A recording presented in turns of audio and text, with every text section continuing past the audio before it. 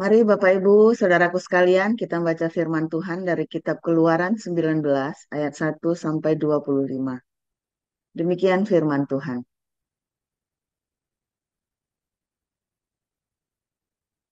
Pada bulan yang ketiga, setelah orang Israel keluar dari tanah Mesir, mereka tiba di padang gurun Sinai pada hari itu juga.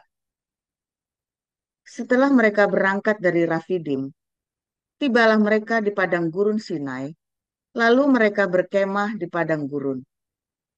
Orang Israel berkemah di sana, di depan gunung itu. Lalu naiklah Musa menghadap Allah, dan Tuhan berseru dari gunung itu kepadanya. Beginilah kau katakan kepada keturunan Yakub, dan kau beritakan kepada orang Israel. Kamu sendiri telah melihat apa yang kulakukan kepada orang Mesir, dan bagaimana aku telah mendukung kamu di atas sayap Raja Wali dan membawa kamu kepadaku. Jadi sekarang, jika kamu sungguh-sungguh mendengarkan firman-Ku dan berpegang pada perjanjian-Ku, maka kamu akan menjadi harta kesayangan-Ku sendiri dari antara segala bangsa, sebab Akulah yang mempunyai, ulang, sebab Akulah yang empunya seluruh bumi. Kamu akan menjadi bagiku kerajaan imam dan bangsa yang kudus. Inilah semuanya firman yang harus kau katakan kepada orang Israel. Lalu datanglah Musa dan memanggil para tua-tua bangsa itu dan membawa ke depan mereka segala firman yang diperintahkan Tuhan kepadanya. Seluruh bangsa itu menjawab bersama-sama, segala yang difirmankan Tuhan akan kami lakukan. Lalu Musa pun menyampaikan jawab bangsa itu kepada Tuhan. Berfirmanlah Tuhan kepada Musa,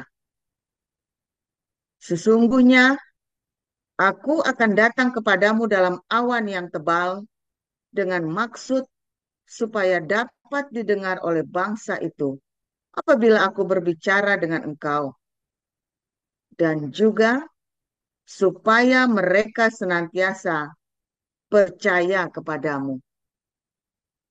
Lalu Musa memberitahukan perkataan bangsa itu kepada Tuhan.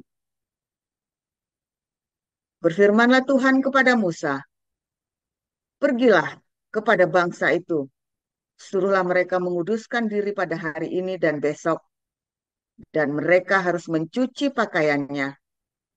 Menjelang hari ketiga, mereka harus bersiap, sebab pada hari ketiga Tuhan akan turun di depan mata seluruh bangsa itu di Gunung Sinai. Sebab itu, haruslah engkau memasang batas bagi bangsa itu berkeliling sambil berkata, jagalah baik-baik, jangan kamu mendaki gunung itu atau kena kepada kakinya. Sebab siapapun yang kena kepada gunung itu, pastilah ia dihukum mati. Tangan seorang pun tidak boleh merabanya, sebab pastilah ia dilempari dengan batu atau dipanahi sampai mati. Baik binatang, baik manusia, ia tidak akan dibiarkan hidup. Hanya apabila sangkakala berbunyi panjang, barulah mereka boleh mendaki gunung itu. Lalu turunlah Musa dari gunung mendapatkan bangsa itu. Disuruhnyalah bangsa itu menguduskan diri, dan mereka pun mencuci pakaiannya. Maka kata Musa kepada bangsa itu, bersiaplah menjelang hari yang ketiga, dan janganlah kamu bersetubuh dengan perempuan. Dan terjadilah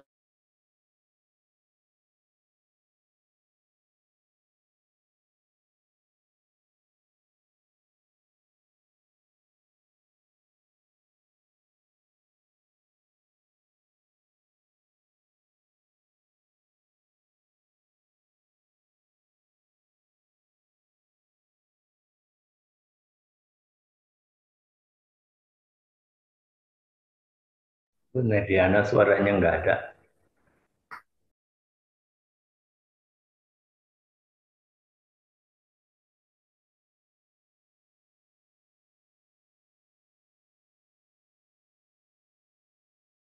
Benar, Liana.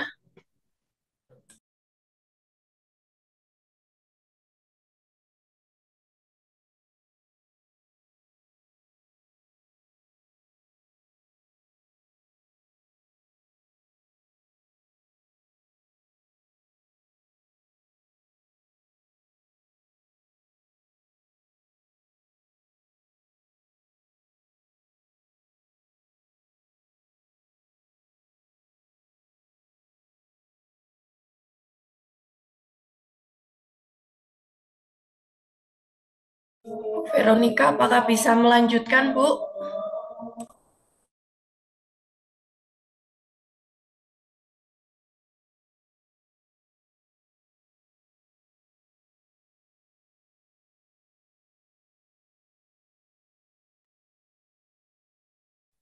Dan terjadilah pada hari ketiga, pada waktu terbit fajar, ada guruh dan kilat, dan awan padat di atas gunung, dan bunyi sangkakala yang sangat keras, sehingga gemetarlah seluruh bangsa yang ada di perkemahan.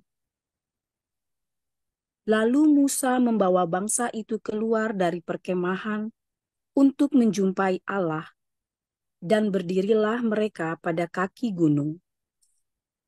Gunung Sinai ditutupi seluruhnya dengan asap, karena turun ke atasnya dalam api, asapnya membumbung seperti asap dari dapur, dan seluruh gunung itu gemetar sangat.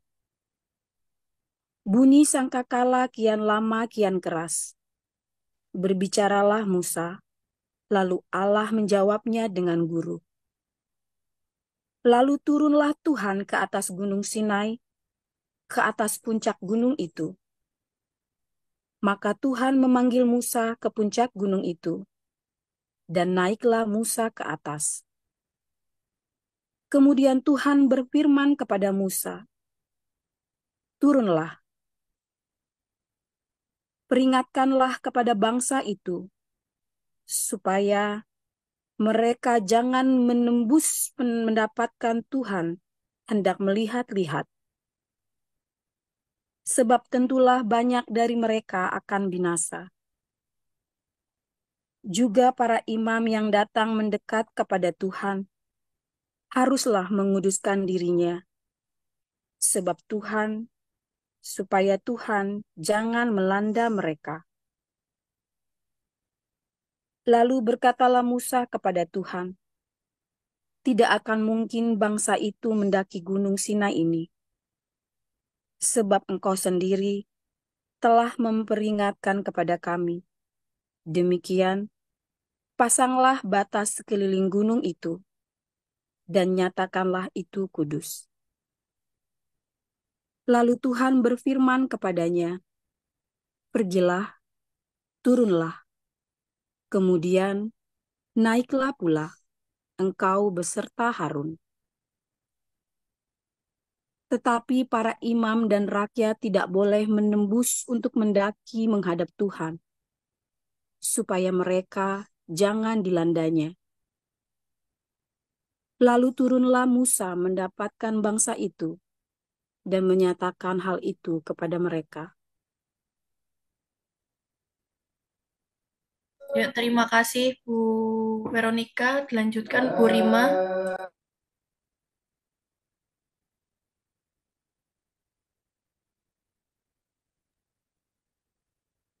Kisah Para Rasul 1 ayat 1 sampai dengan 26. Hai Theophilus, dalam bukuku yang pertama, aku menulis tentang segala sesuatu yang dikerjakan dan diajarkan Yesus, sampai pada hari ia terangkat. Sebelum ia telah memberi perintahnya oleh Roh Kudus kepada rasul-rasul yang dipilihnya. Kepada mereka, ia menunjukkan dirinya setelah penderitaannya selesai, dan dengan banyak tanda, ia membuktikan bahwa ia hidup. Sebab selama 40 hari ia berulang-ulang menampakkan diri dan berbicara kepada mereka tentang kerajaan Allah. Pada suatu hari, ketika ia makan bersama-sama dengan mereka, ia melarang mereka meninggalkan Yerusalem dan menyuruh mereka di situ dan menyuruh mereka tinggal di situ menantikan janji Bapa, yang demikian katanya, telah kamu dengar daripadaku, sebab Yohanes membaptis dengan air, tetapi tidak lama lagi kamu akan dibaptis dengan Roh Kudus. Maka bertanyalah mereka yang berkumpul di situ, Tuhan, maukah engkau pada masa ini memulihkan kerajaan bagi Israel? Jawabnya, engkau tidak perlu mengetahui masa dan waktu yang ditetapkan Bapa sendiri menurut kuasanya. Tetapi kamu akan menerima kuasa kalau Roh Kudus turun ke atas kamu, dan kamu akan menjadi saksiku di Yerusalem dan di seluruh Yudea dan Samaria dan sampai ke ujung bumi. Sesudah ia mengatakan demikian, terangkatlah ia disaksikan oleh mereka, dan awan menutupnya dari pandangan mereka. Ketika mereka sedang menatap ke langit, waktu ia naik itu, tiba-tiba berdirilah 2 orang yang berpakaian putih dekat mereka dan berkata kepada mereka, "Hai orang-orang Galilea, mengapakah kamu berdiri melihat ke langit? Yesus ini yang terangkat ke surga, meninggalkan kamu, akan datang kembali dengan cara yang sama, seperti kamu melihat dia naik ke surga." Maka kembalilah rasul-rasul itu ke Yerusalem dari bukit yang disebut Bukit Zaitun, yang hanya seperjalanan Sabat jauhnya dari Yerusalem. Setelah mereka tiba di kota, naiklah mereka ke ruang atas, tempat mereka menumpang. Mereka itu ialah Petrus dan Yohanes, Yakobus dan Andreas, Filipus dan Thomas, Bartolomeus dan Matius, Yakobus bin Alfeus, dan Simon orang Zelot, dan Yudas bin Yakobus. Mereka semua bertekun dengan sehati dalam doa bersama-sama dengan beberapa perempuan serta Maria ibu Yesus dan dengan saudara-saudara Yesus. Pada hari-hari itu, berdirilah Petrus di tengah-tengah saudara-saudara yang sedang berkumpul itu. Kira-kira 120 orang banyaknya. Lalu berkata, "Hai saudara-saudara, haruslah genap nas kitab suci yang disampaikan Roh Kudus dengan perantaraan Daud tentang Yudas, pemimpin orang-orang yang menangkap Yesus itu.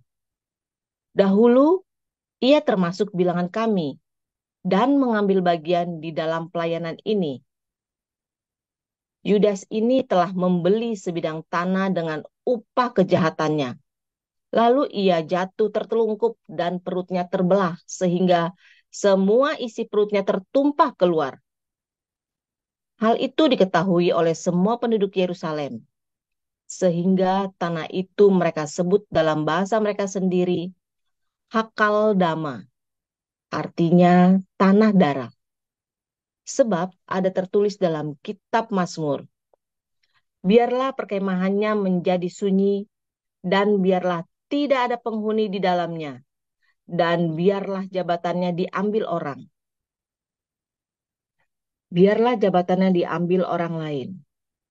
Jadi harus ditambahkan kepada kami seorang dari mereka yang senantiasa datang berkumpul dengan kami selama Tuhan Yesus bersama-sama dengan kami, yaitu mulai dari baptisan Yohanes sampai hari Yesus terangkat ke sorga meninggalkan kami untuk menjadi saksi dengan kami tentang kebangkitannya. Lalu mereka mengusulkan 2 orang, Yusuf yang disebut Barsabas dan yang juga bernama Justus dan Matias. Mereka semua berdoa dan berkata, "Ya Tuhan, Engkaulah yang mengenal hati semua orang. Tunjukkanlah kiranya siapa yang Engkau pilih dari kedua orang ini untuk menerima jabatan pelayanan, yaitu kerasulan yang ditinggalkan Yudas yang telah jatuh ke tempat yang wajar baginya." Lalu mereka membuang undi bagi kedua orang itu, dan yang kena undi adalah Matias. Dan dengan demikian, ia ditambahkan kepada bilangan ke-11 rasul itu. Demikianlah sabda Tuhan. Amin. Terima kasih Bu Nerliana, Bu Veronica, dan Bu Rima. Baik, silahkan Pastor Paul.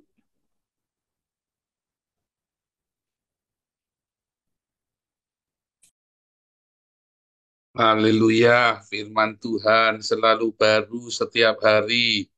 Ini tahun ke-3, Minggu pagi ya, lebih 3 tahun ya saudara ya. 3 tahun dan pembacaan Torah yang 2 ya, masuk dan kedua. Jadi kejadian, kita keluaran, baca kita keluarannya kedua kali saudara ya. Wah sorry saudara ya, kita tadi baru nyampe 1 jam yang lalu, saya masih pegel-pegel. Masih pegel-pegel. Tadi penginjilan. Wah, kayak kayak ini ya, kayak apa namanya? Mob. Apa namanya? Flash mob. Seperti flash mob tadi ya, tadi sama Pak Yusuf rame-rame itu satu itu ya, pada datang semua, nggak taunya banyak banyak yang ikut nyanyi, banyak yang nari-nari tadi saudara ya. Wah, seru banget tadi kita penginjilan. Di jalan-jalan itu mereka ada yang orang Iran, ada yang orang Indonesia, ada yang orang dari orang bulenya juga ada tadi ya. Terus orang dari Afrika, wah, nanti sebenarnya segala bangsa memuji Tuhan dari rame-rame. Seru ya. Ada rekamannya nanti ya. Ini saya lagi tunggu Pak Yus kirim rekamannya. Seru banget tadi ya. Terus dari teman-teman, wah saya senang ya. Tadi tuh dari gereja-gereja lain pada datang, saudara ya. Saya sampai kaget itu loh, gereja-gereja lain pada datang ikut penginjilan, pada dukung kita tadi. Wah, saya terharu sekali sampai gereng-gereng merinding saudara ya tadi itu ya. Tapi memang berasa enak sekali ya. Semua orang-orang Islam itu ya yang kerudung-kerudung itu sampai duduk sampai pada pada nyut kita bikin filmnya itu saudara ya. Padahal kita bilang haleluya haleluya. Orang-orang duduk sambil sambil ini ikut kemat kamit nyanyi saudara ya. Ikut goyang-goyang kepalanya. Wah, luar biasa saudara. Dan senang sekali saudara ya, ada yang luar biasa juga ya, tiap hari ada yang baru saudara ya. Hati kita bersuka cita karena kita memberitakan kabar sukacita buat orang-orang, dan kita nggak tahu ya itu gemanya itu kemana-mana saudara ya, gema penginjilan. Suara saya cerita tentang cinta, cinta, cinta, cinta, cinta, cinta. Saya cerita tentang cinta, bukan cinta yang munafik saudara ya. Kalau saya bilang cinta itu kita nggak pakai retorika, nggak pakai basa basi saudara ya. Cintanya komunitas kita ini adalah cintanya Tuhan Yesus yang tidak pakai retorika, nggak pakai basa basi. Iya iya, enggak saudara ya, nggak pakai anu, tapi ah nggak begitu begitu, mungkin iya apa enggak, udah gitu saja. Ya kan, enggak nggak apa-apa, ya ya jalan terus ya saudara ya. Kita nggak bermusuhan dengan siapapun. Kita orang memusuhi kita lagi gimana? Masa mau ngelarang orang musuhin kita? Tapi kita tidak memusuhi siapapun, saudara, itu yang paling penting. Ya, jangan memusuhi siapapun. Ya, ngapain kita memusuhi siapapun? Kita melimpah dengan cita, kita melimpah dengan berkat, kita melimpah dengan kasih karunia kok. Kenapa kita memusuhin orang? Ya, kalau orang musuhin kita ya nggak bisa larang loh, itu hatinya mereka, otaknya mereka, pikirannya mereka, mulutnya mereka. Masa mau kamu larang? Yang capek mereka sendiri, yang penting kita tetap sukacita. Memberitakan Injil, kita tetap berbagi. Wah, kenceng saudara ya. Ya, sambil ngomel-ngomel, ada yang diomelin tadi ya. Ya, berbagi ambil diomelin, iya, bandel. Saya bilang, kamu bandel, diomongin, udah dibilangin. Ya, semua siapin BPJS. Kalau nggak punya BPJS, lapor, biar kita urusin BPJS-mu. Sekalipun nunggak, kita urusin. Bandel, diomongin tiap pagi, BPJS diurusin.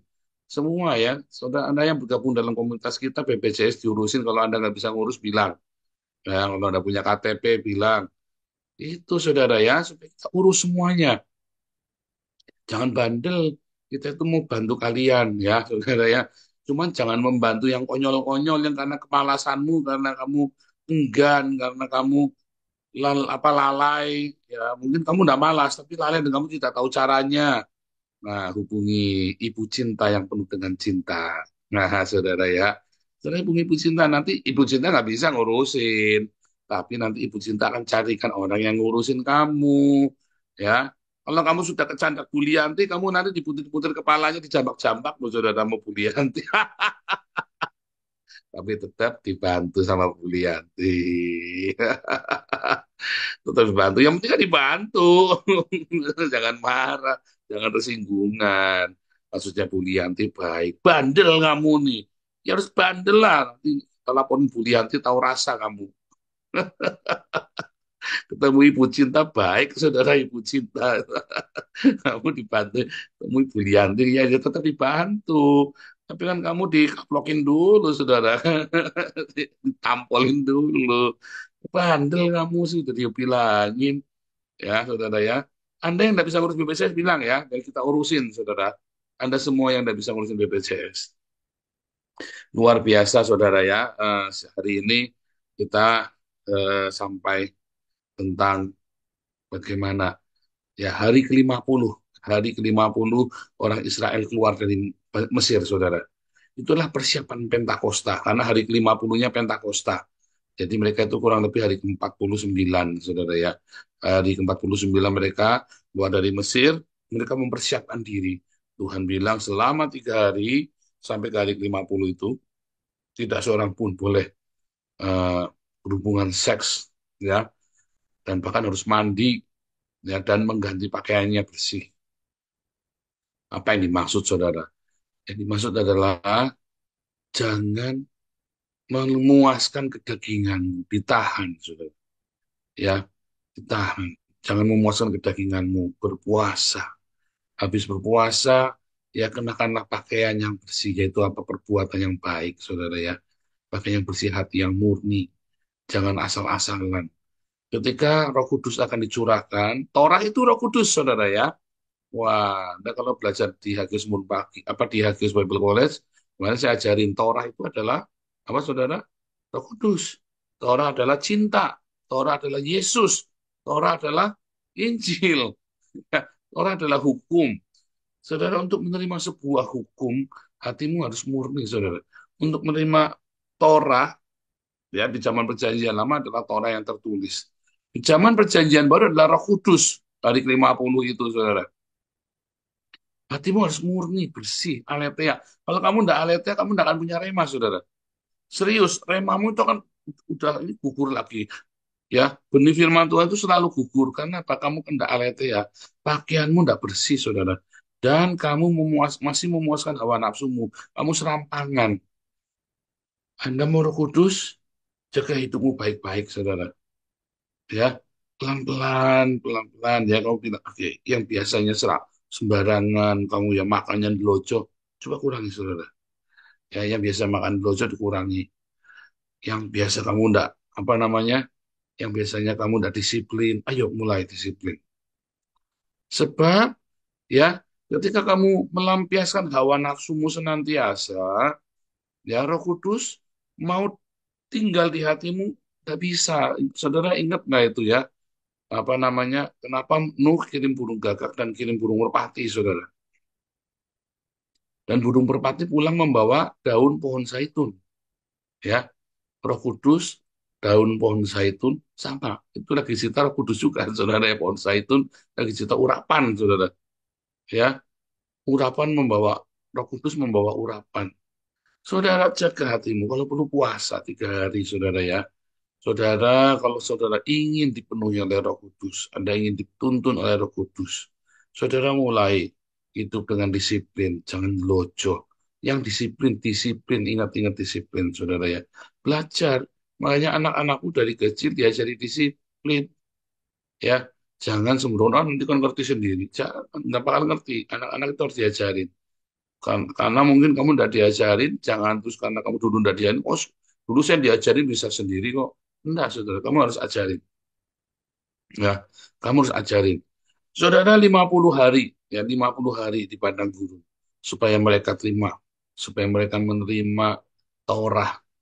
Kenapa saudara harus? Mereka dari bangsa budak yang di yang mereka hanya punya hukumnya adalah hukum budak. Sekarang mereka menjadi anak-anak Allah yang diberi hukum Allah. Kita dulu dari perbudakan dosa. Stop, saudara. Ketika Anda sudah dibaptis, makanya perlu dibaptis dulu, saudara ya. Saudara, kalau begitu lahir percaya Yesus sebagai Tuhan dan Juru Selamat, Anda bilang aku percaya, buruan dibaptis. Setelah dibaptis, nanti terus kamu mulai belajar puasa. Ya, setelah belajar puasa, belajar firman Tuhan, Roh Kudus akan datang sendiri, disuruh nunggu, saudara. Kamu disuruh nunggu, menantikan Roh Kudus. Saya nunggu itu berapa tahun dulu ya, saudara ya. Karena waktu itu orang penuh Roh Kudus, saya bingung. Di samping itu memang keluarga saya sama sekali nggak ngerti yang begitu-begituan ya. Jadi waktu itu saya berdoa, kenapa orang ini penuh Roh Kudus ya? Katanya penuh Roh Kudus, penuh Roh Kudus. Ternyata Tuhan kasih Roh Kudus yang murni, saudara ya. Bukan yang latah. Karena ternyata banyak Roh Kudus yang latah. Ya banyak kamu punya hukum yang palsu, Torah yang palsu.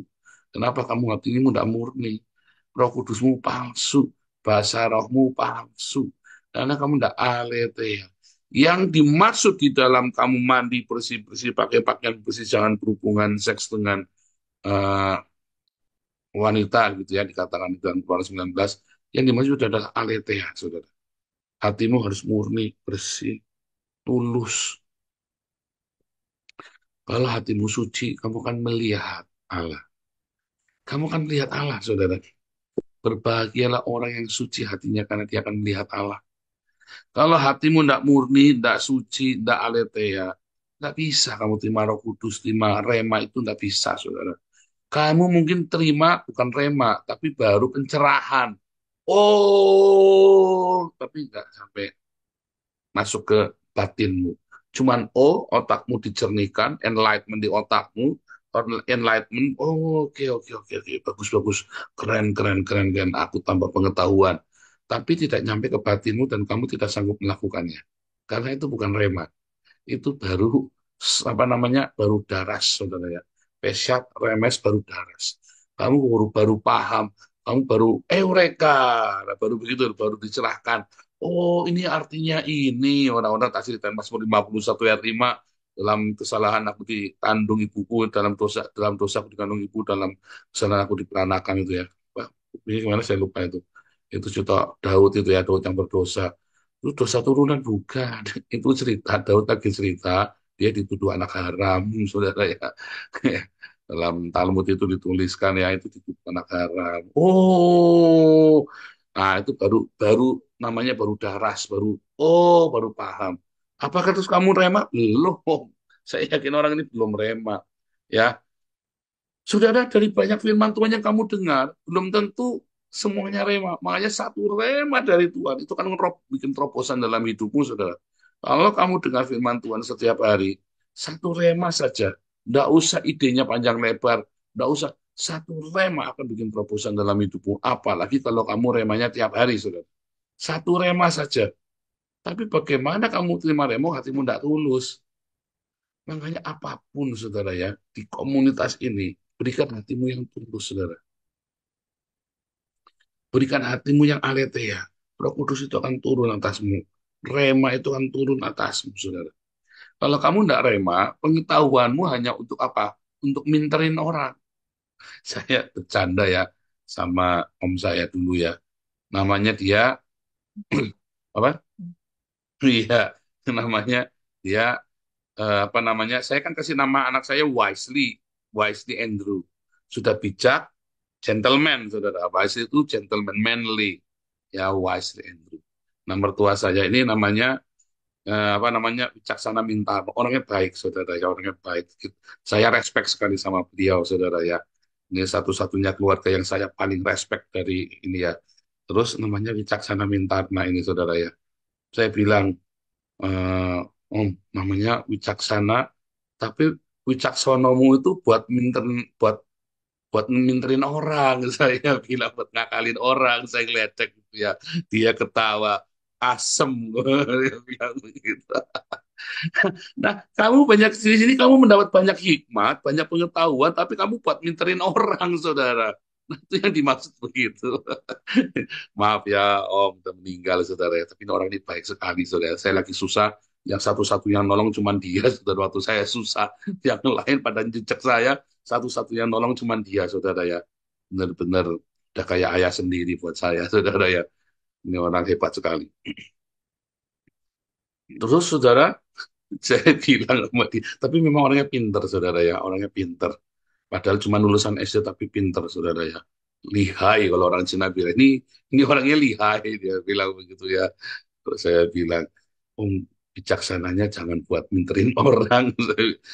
Dia ngeledek, kenapa anak kamu namanya si Wisely, Wisely Andrew, artinya apa? Ya artinya Wisely sudah bijaksana tapi gentleman. Itu namanya ongkrongan. Bijaksana ongkrongan buat pamer, sok nolongin orang, sok hebat. Lah daripada namanya bijaksana mintana, bijaksananya buat minterin orang. Saya bilang, itu mah kamu yang suka ngakalin orang, udah nggak usah diledek saya ya. Ya kalang pinter dia, saudara ya. Pinteran dia.